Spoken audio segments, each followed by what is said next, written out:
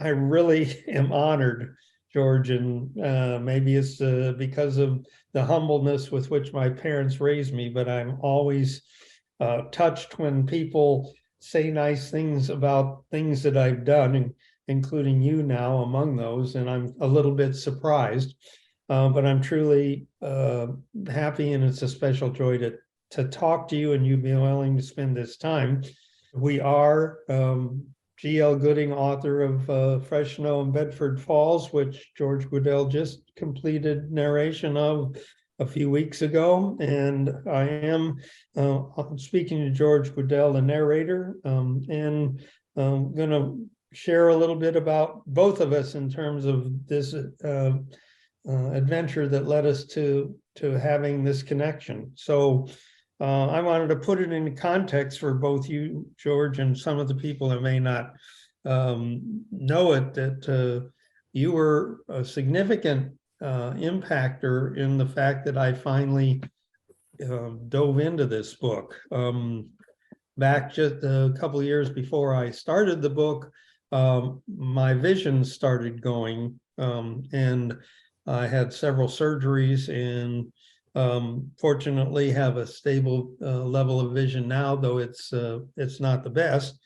And when this was all going on, I discovered audiobooks, and I started, because I couldn't read well anymore. I could never read well, but it just got worse. I started listening to books on tape and getting, and that's where I discovered you, George. I think the first series that I got into you was the Deming's books about the booksellers. The booksellers, Right. And which I thought was an exceptionally well done series. And then I went to Greg Johnson and listened to all of those. And I just did a tally before this conversation, and of my 200 plus books on my audio file now, which isn't a lot compared to what you recorded, 70 of them are yours. So I've listened to a lot of what you've done, and there are a lot more out there, because last I heard you were at about 1,300 books. It's about 2010 now. 2010. Something like that. Yeah. Wow. But who's counting? Oh, so, well, yes, who's counting? I guess you would be. You must be tied down to your desk constantly. Well, I've just decided on the title of my autobiography. It's going to be My Life in the Closet with My Imaginary Friends. And who's going to narrate it? Oh, that's a good problem. That's a good question. I'm not sure. Maybe my wife will. Who knows? Oh gosh. She narrated her own biography quite successfully, though. So she's showing me up. She's a very good narrator herself. Well, that was one of my questions. I've watched some of your stuff on your website about how you got started, and I think people listening to this might be interested on your pre-book narration, because it's quite interesting. You're a very talented actor. Well, that goes hand in hand, I think, with any narrator who's worth his salt. You have to believe what you're doing and not just read it out loud. You can read a newspaper out loud and not make any sense, but you can also read the same news article with a little empathy and a little self put into it, and it takes it off the page. So yeah, acting is a very important part of it. I never did like the idea of saying he narrates books. I prefer he performs books much better, because that's what it ends up being. It's a performance of, depending on the style of the book itself, it takes a lot of guts sometimes to go into that part of myself that will tell you what is happening on the page. Well, I would agree wholeheartedly. I will do some rough editing of my books with the computer's verbal reading, and then when you compare that to a performance of the book by someone like you, say, it's like night and day. And I am so much an advocate for audiobooks because of, I say it adds the third dimension. to the material. You're absolutely right. And when I first started this many years ago, I would just started it as a gig between shows. When one show closed, I had an opportunity to work for Talking Books, which is the Library of Congress part of books. And it didn't occur to me until much later on that it was something more than entertainment. It has a narrator who knows what he's doing realizes that it's not just entertaining, it's sharing an empathic reaction to what the author has presented. The difference in that is that some of when I taught narration, when I tried to help young people, the idea of it was a rainy day as exposition can take on so many different facets of a life experience, the way you say it and where it comes from. And it didn't occur to a lot of people like that in narration. They think that just saying the facts out loud suffice, but that's not what it's about, is it? No, it isn't. And it's such a critical element to have the narrator be able to make that connection without the direct contact, but to be connected to the author's intent and interest, to be able to put that tone or that inflection in at those points where it's critical. Well, my inner workings while I'm working, it's a question of, it's easy for me to have an empathic reaction to something, but the reason for my empathic reaction is to connect it to yours. And if your reaction is the same as mine, we're sharing that experience that the author presented. So it becomes a shared experience of something about life, whether it's happy or sad or tragic or catastrophic, but you have to feel what I'm feeling. And if you don't, then it's my fault. Oh. Well, I'm not finding much fault with what you did. Thank you for my work. So I noted in some of his stuff I've looked up on you over the years. I've actually gone to your website frequently. You started out with Westerns primarily as your, well, you did talk about reading The Hunchback early on, but maybe that was just an example I saw. But Westerns were kind of something that, and your voice clearly does a good job with that genre. It's a very misunderstood genre. Let me tell you, it's a very honest craft when it's done well. Writers like Elmer Kelton and Craig Johnson and Tony Hillerman, who were terrific craftsmen. And people hear, well, it's a Western, they think it's idiotic, it's simple or stupid, but it's not. It's a very simply written, honest kind of experience. And it's the same, there's no difference between that and reading The Hunchback of Notre Dame. It's the same truth going in, it's the same sharing of an experience. It's interesting, but when you talk about, you just reminded me of when I first started. I was in a show at the time, and I was narrating a Western by Louis L'Amour. And I was young and a little arrogant and full of myself, and I didn't have to read the book beforehand. It's just a simple Western, so I just started to read it, and I was going along until 3/4 of the way down the road, the hero gets shot and lands up on the street in front of the saloon, and his sweetheart comes out saying, "Oh my, I'll never hear that raspy nasal sound again." I realized that I had to do the whole book over again, because who was a hero with a nasal raspy sound? So that taught me a very important lesson. Now you have people that help you work through this process, because you go crazy if you were doing it all yourself. How did you do both tasks, the reading and then editing back when you started, or were you already connected up with? I worked for recorded books for Talking Books, which was for the Library of Congress, and they were having an audition.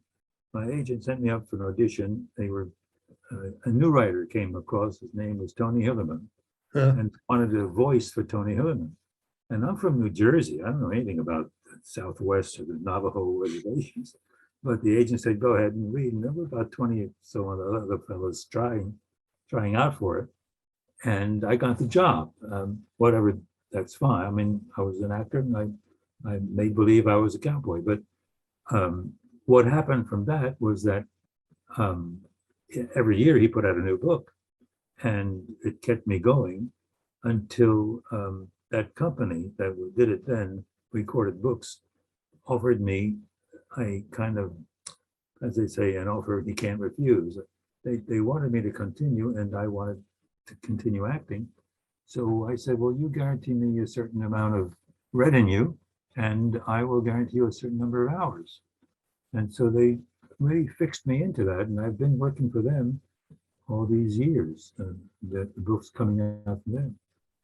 Well, and obviously it was your voice and your talent and skill that made them make that offer. You got your check in the mail in the morning.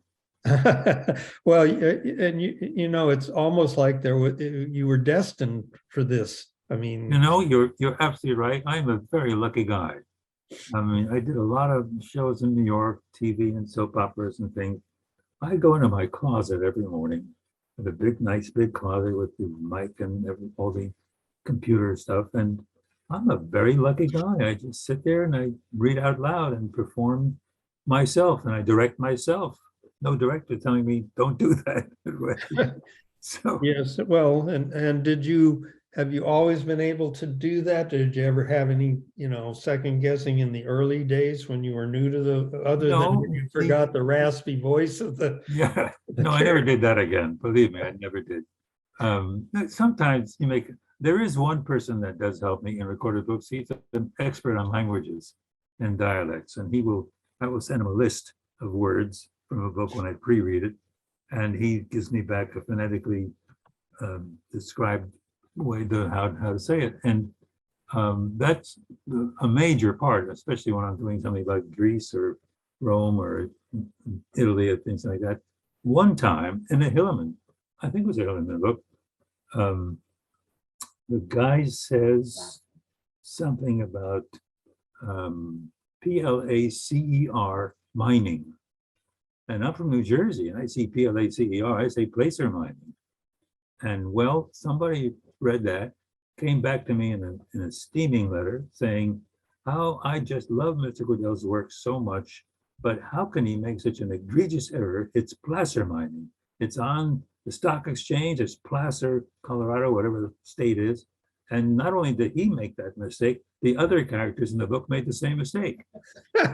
So well, that's I said, of course I will tell the other characters, I will correct them in a way. So well, that's how close we are. That brings up the Craig Johnson books for me with all of the I remember the book about the crows and the wedding ceremony and right. Do you speak? No. No. I have a friend called Red Thunder who teaches at the Cheyenne University in Wyoming. There are two places that teach Cheyenne language, and because of doing Westerns, there's a Cheyenne teacher, and there's also a Navajo speaker that I did for Tony Hillerman, and he helped me. Now, Craig is a funny guy. He's a terrific artist. He's a wonderful writer, crafty, and always with a literary underpinning. He may be freezing up in the mountains, but he's talking about Dante's Inferno. And yes. And I interviewed him. I don't know if you heard it on I think it was the first tape. And I asked him, how does he know so much about police work? How do you get to that? And he said, well, he was a cop in New York City in the Central Park while he studied for his PhD in literature.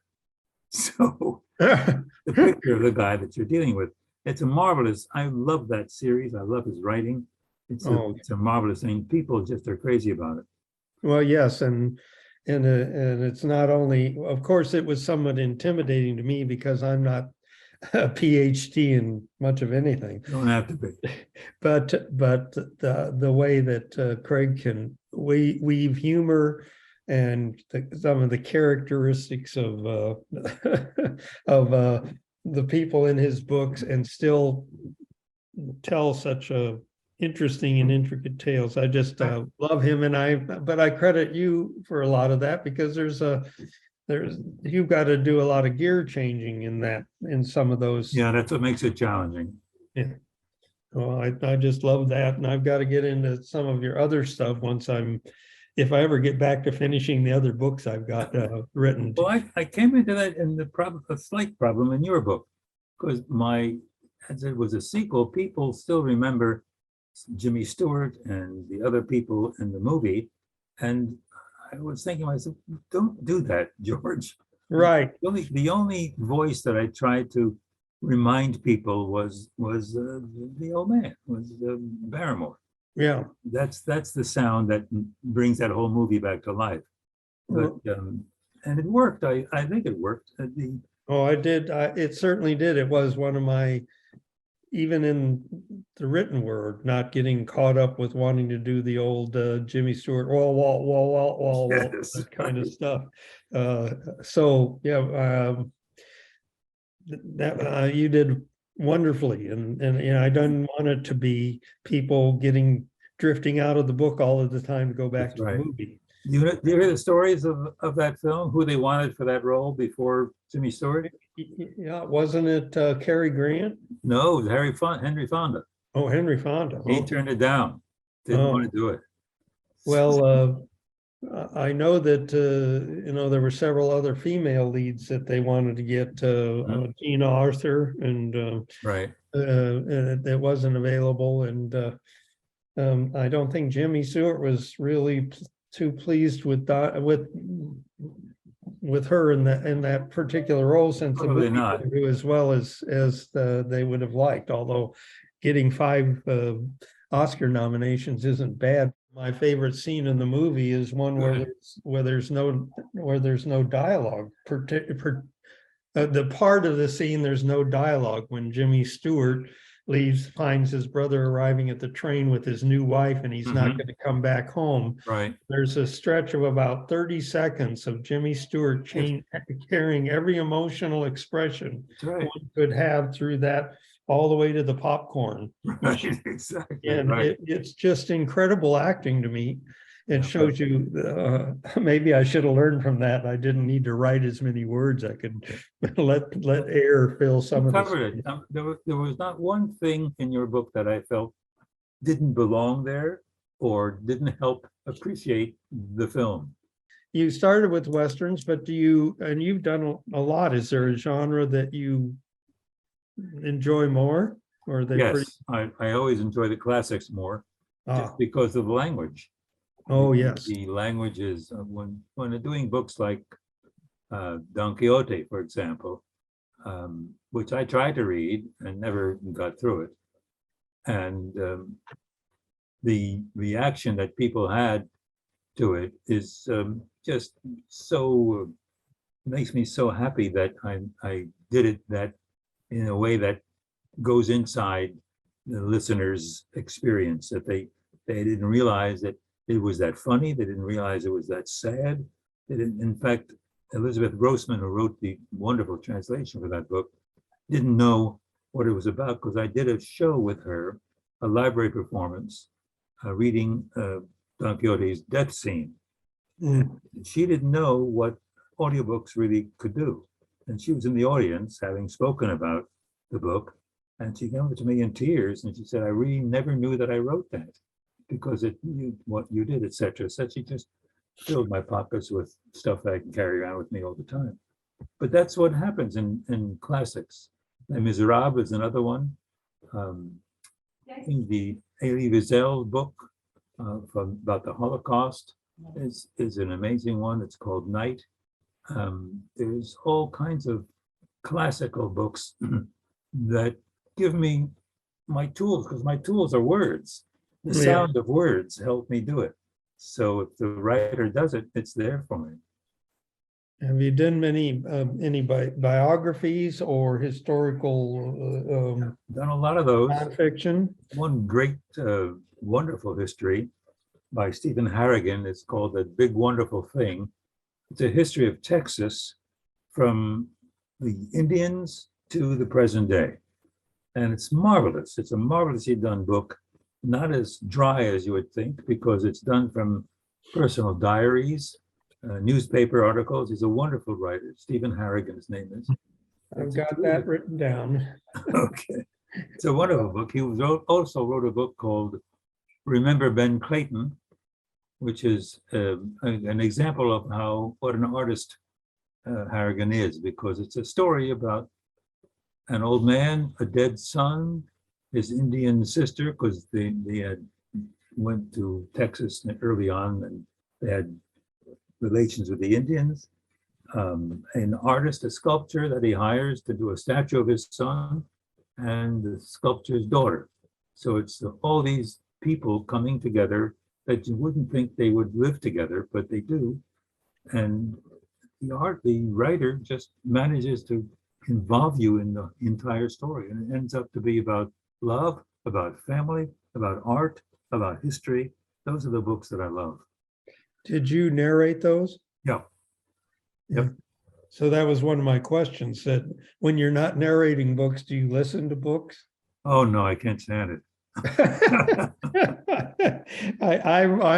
When I'm listening to books now, because I don't read really, it's just too difficult. But when I'm listening to them, I'm editing as I go through, because I've had such a struggle, because I'm not classically trained in language or anything. I have ideas, creative ideas, and try to put them down on paper, and they're. Doesn't matter. What you did works beautifully.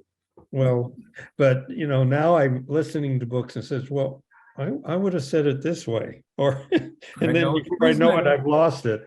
First of all, I hate to listen to myself because I can know what I should have done, what I could have done, that kind of thing. And the other, if the narrator is good, I'm angry because I didn't record that book.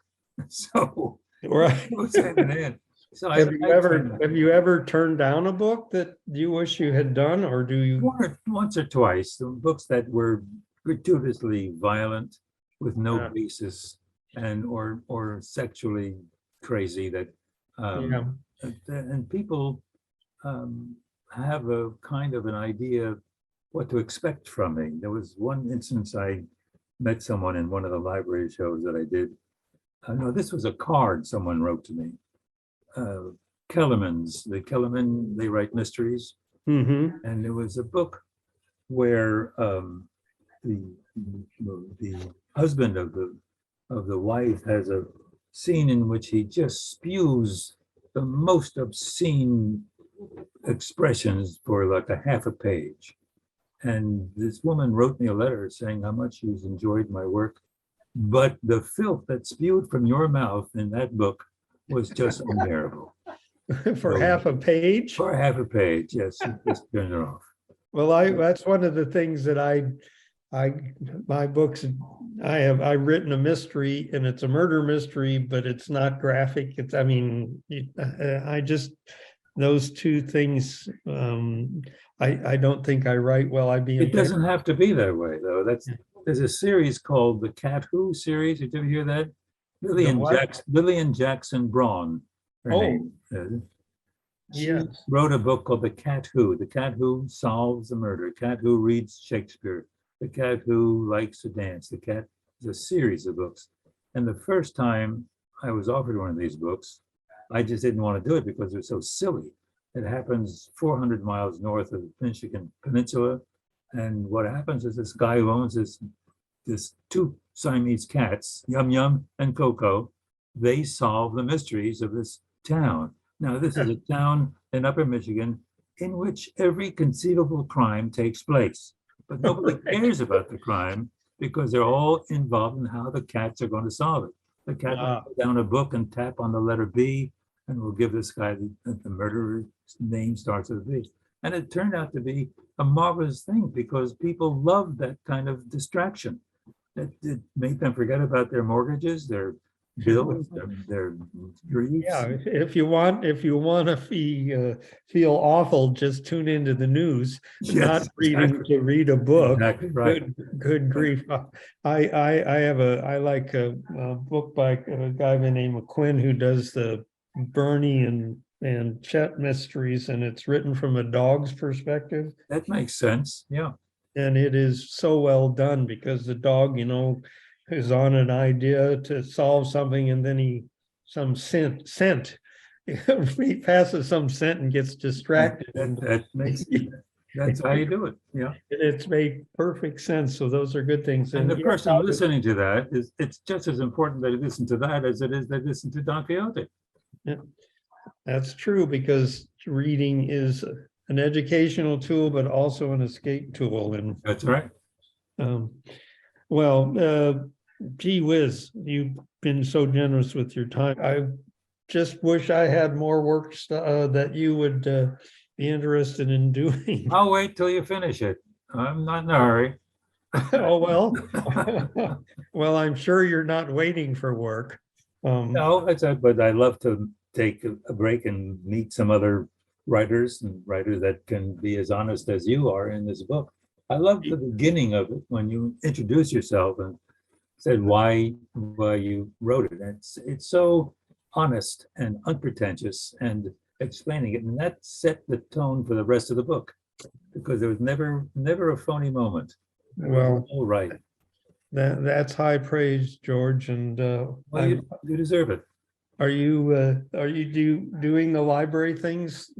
No, because of the pandemic, I stopped.